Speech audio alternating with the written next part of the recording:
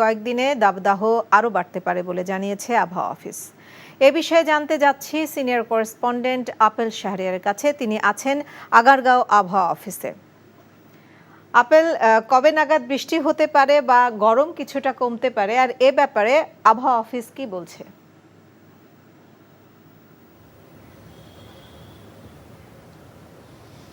আগামী ২৪ ঘন্টার মধ্যে ঢাকা, রাজশাহী এবং সিলেট বিভাগে বৃষ্টি হতে পারে। তবে এই খবরটি আসলে সুখকর খবর বলছে না আবহাওয়া অফিস, কেননা তারা যেটি জানাচ্ছেন যে বৃষ্টি আসলেও তাপমাত্রা খুব একটা কমবে না।